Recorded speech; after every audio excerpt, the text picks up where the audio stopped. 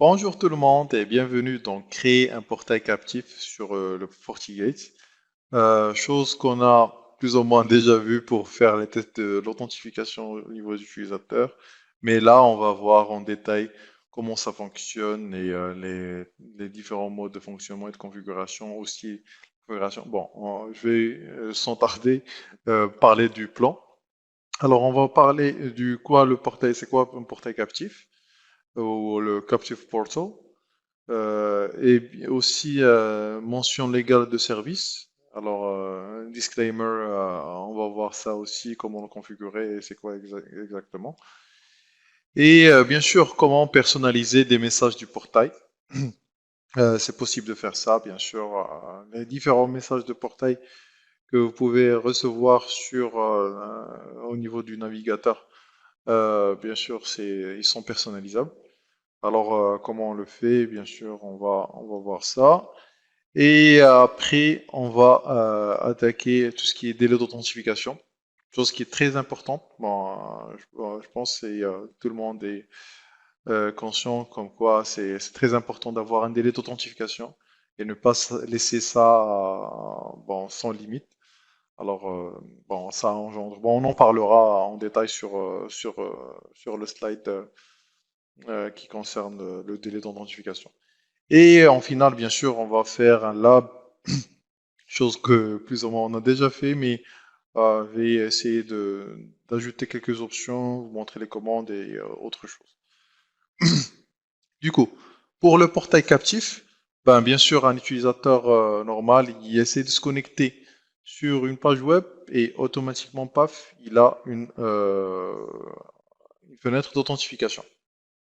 Alors, pour rentrer un login et mot de passe, alors au niveau de cette fenêtre d'authentification, pardon, soit le compte, c'est un compte local comme on a vu sur les vidéos précédentes, ou un compte externe ou d'un serveur externe, bien sûr, qu'on peut utiliser aussi pour ce cas-là.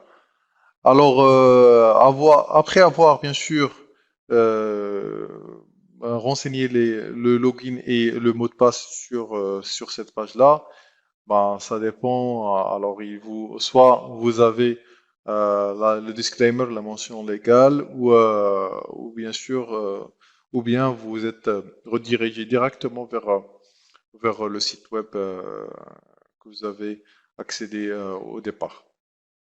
Du coup, il peut être hébergé soit en interne, soit en externe, en utilisant un serveur de portail captif, bien sûr, externe, que vous pouvez ajouter au FortiGate pour s'intégrer avec ben, il y a plusieurs serveurs de portail captif que vous pouvez utiliser, ou aussi, bien sûr, utiliser juste un serveur externe pour le portail captif.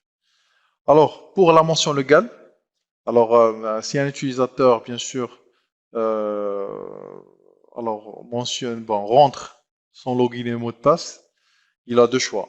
Alors, soit il est redirigé directement, pardon, il est redirigé directement vers, vers le site web, soit il y a une mention légale, elle affiche bien sûr les termes et les contrats de la non-responsabilité avant que l'utilisateur s'authentifie. Ça, c'est important. Ben, ça dépend du site parce que des fois, il y a des sites comme quoi, bon, il y a des informations que les gens ne veulent pas rentrer au niveau du site et tout ça. Alors vous lui dites, bon voilà, vous devez accepter comme quoi toutes les informations que vous rentrez sont conformes à vous, quoi que ce soit. Bon, c'est un truc légal ou bien sûr vous dites comme quoi il peut pas copier, coller ou faire des captures de votre écran ou de votre site ou un truc pareil. Alors bien sûr l'utilisateur doit impérativement accepter le contrat, ben sinon il va pas être redirigé vers son site qu'il a géré. Bon, vous trouvez ça pas mal sur les aéroports, les gares et les, euh, les, em- les lieux publics. Ben, bien sûr, la plupart des portails captifs, ils utilisent aussi après la mention légale. pour que les utilisateurs valident avant de... pour activer ça, il faut, bien sûr utiliser le mode commande, le CLI. Alors, on va voir ça sur le lab, bien sûr. Bon, bien sûr, une fois accepté, l'utilisateur doit être redirigé, pardon, vers son site qui a initié.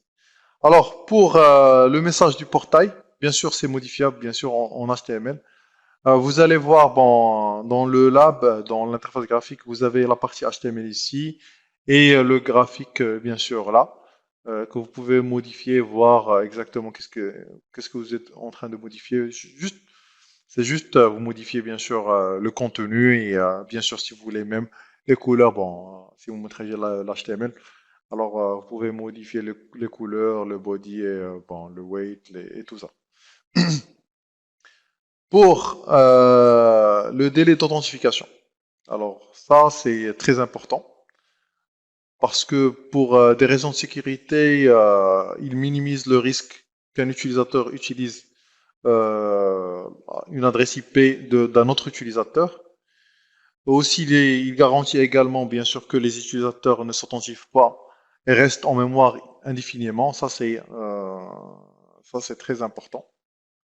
Parce que si les utilisateurs restent dans la mémoire pour toujours, ça finit par l'épuisement de la mémoire, bien sûr. Parce que imaginez que 300 000 utilisateurs ils sont connectés en session. Et bien sûr, chaque boîtier il a une limite de session qu'il peut créer simultanément. Bon, bien sûr, ça rentre dans les caractéristiques des boîtiers. Alors, imaginez que chaque utilisateur qui vient, sa session ne se termine pas, la session ne se termine pas. Alors, du coup, l'épuisement, bon, la mémoire euh, va être saturée. Du coup, il n'y aura plus possibilité d'avoir d'autres sessions en simultané. Bon, pour la configuration, c'est cette hot timeout type, IDLE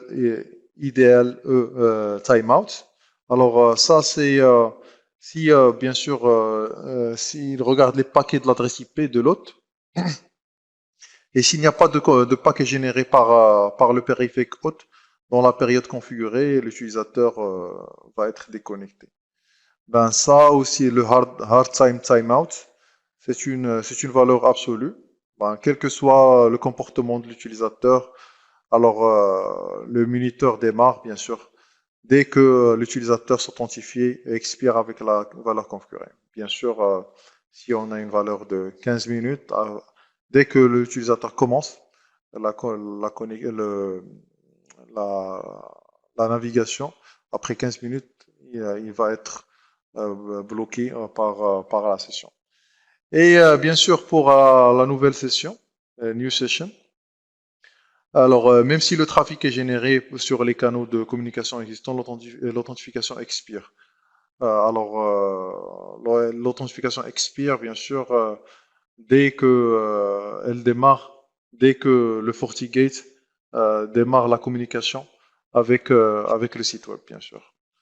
Du coup, ça c'est dès que l'utilisateur démarre, ça c'est dès que le FortiGate démarre il n'y a pas de communication. À partir de ce temps-là, par exemple, le FortiGate n'a pas fait de communication vers l'extérieur ou avec le site web pendant 10 minutes, et ici c'est configuré 10 minutes, alors la session va être bloquée. Pareil pour ici, si l'utilisateur ne fait pas de communication inactivé pendant 10 minutes avec le FortiGate, alors après 10 minutes, la session va être bloquée. Bon voilà, alors ça c'est les différents parties pour la configuration et on va essayer de faire tout ça au niveau du lab bien sûr. Alors je vous dis à tout de suite sur le lab pour appliquer tout ce qu'on a vu, aussi de continuer de ce qu'on a vu sur les vidéos précédentes. Merci et je vous dis à tout de suite. Bon voilà, alors j'ai accédé sur mon SXI et après on va partir sur l'AT et je vais me loguer sur Euh, alors, je vais loguer sur mon FortiGate, pardon.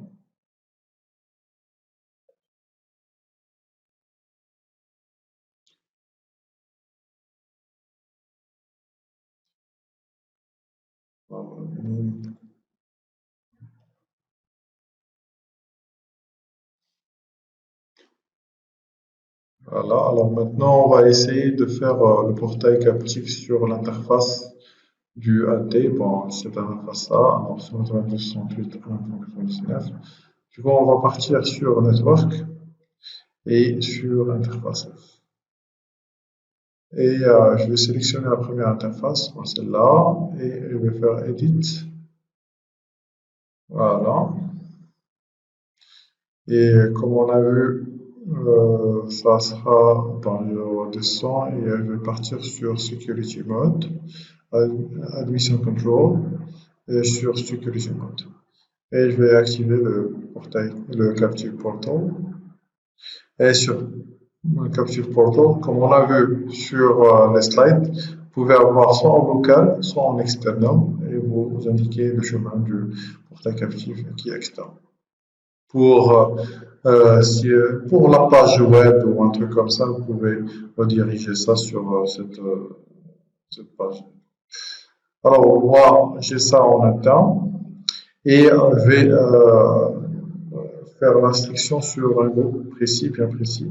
On va faire ici, bon, Internet, et Internet, je sais très bien que j'ai pas d'Internet de compte là-dessus.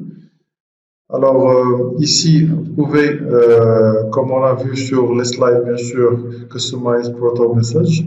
Alors ici, on peut modifier ou customiser les messages. Bon, pour les messages, vous avez ça ici. Alors, on peut modifier ça là. Alors, challenge page. Alors, on peut chercher le disclaimer page et modifier tout le texte, bien sûr. Ça, c'est la mention légale. Alors, vous pouvez carrément écrire tout le texte pardon, ici pour que ça soit. Bon, voilà, la ligne qui est là, c'est le texte. Il y aura là-bas, et vous pouvez bien sûr modifier le terme disclaimer. Et aussi, bien sûr, vous pouvez modifier n'importe quel portail ici, le login page. Et bien sûr, ici, vous pouvez modifier, on va descendre ici, on va chercher le mot de passe, attends, excusez-moi, et on va chercher ici, on va mettre, au lieu de password, on va mettre mot de passe, voilà, je prends. Vous pouvez voir que en temps réel, ça se modifie ici. Voilà. Et je peux faire ici login. Alors, login, voilà. Non, pas trop. Voilà, alors vous pouvez mettre save ou vous pouvez mettre restore. Voilà, je vais mettre restore à l'origine. Aussi, vous pouvez exclure des adresses IP ou des utilisateurs qui sont externes, bon, des adresses IP que vous voulez qu'ils n'utilisent pas le Captive Portal. Soit des imprimantes, soit des machines qui ne peuvent pas s'authentifier avec le Captive Portal, vous pouvez faire ça. Ou bien sûr, vous pouvez carrément exclure des services. Si vous voyez que, par exemple, moi, dans ma règle, j'ai le ICMP, moi je veux exclure l'ICMP pour qu'il ne demande pas tout ce qui est Captive Portal. Et voilà, je valide. Et sur ma règle, je me rappelle, j'ai déjà fait, pour gagner un peu de temps, j'ai déjà créé, voilà, alors Internet essai. Alors, 2 pour 1, pour 2, all et Internet. Voilà, avec qui il y a un essai pro là-dessus. Voilà, alors je vais appliquer le disclaimer. Alors, sur, euh, sur le display, sur l'invite de commande, bien sûr, vous devriez mettre la commande suivante avec config firewall. Alors, policy, ouais, edit, pardon, edit, et je choisis la règle où le disclaimer va être appliqué, c'est la règle 5. C'est pour ça qu'au début de la formation, je vous ai dit, très important la numérotation des règles. L'ordre, c'est pas important, mais l'ID c'est unique et c'est ce qui diffère au niveau des mots de commande. Alors, ID 5. Et je vais mettre cette disclaimer à enable. Voilà. Et je vais end. Voilà.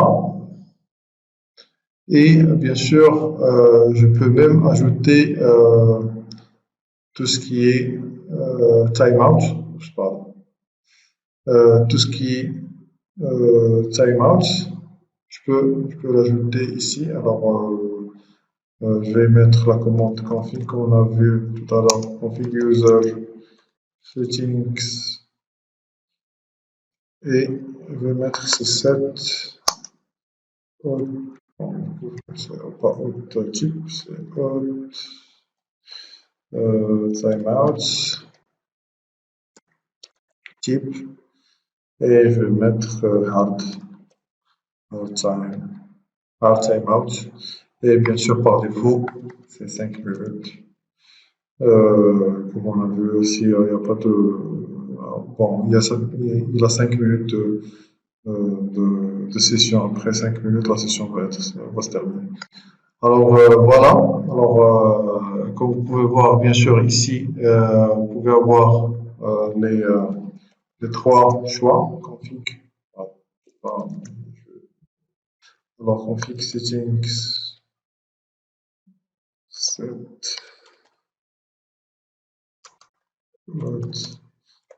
time. Et vous pouvez idée le time qu'on a vu, le hard time et aussi la session. Voilà. C'est bon. Alors je ferme ça et je vais descendre pour voir est-ce que j'ai des sessions qui sont ouvertes.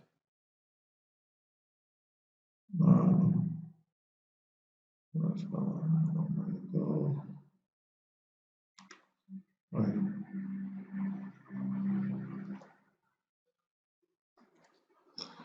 C'est pas là, c'est pas dans le moniteur. Voilà. Alors, ça devrait être. Voilà, firewall user monitor. Alors, je vais arrêter cette session-là. Voilà. Et je vais partir sur Google. Bon, il m'a redirigé vers la page. Je vais chercher sur bbc.com. Voilà. Alors, je vais utiliser NS comme login et voilà. NS.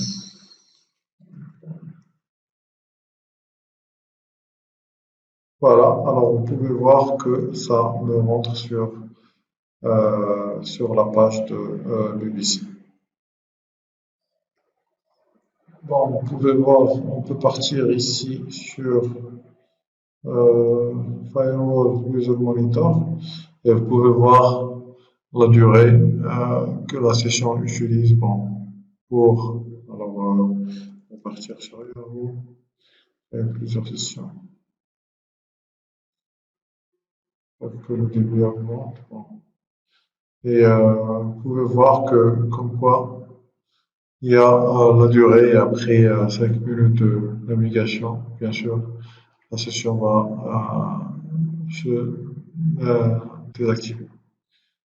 Bon voilà, alors on a vu un tour sur l'authentification ou le portail captif. Alors je vous dis merci d'avoir suivi cette formation d'authentification et je vous dis à la formation au chapitre prochain et à très bientôt. Merci.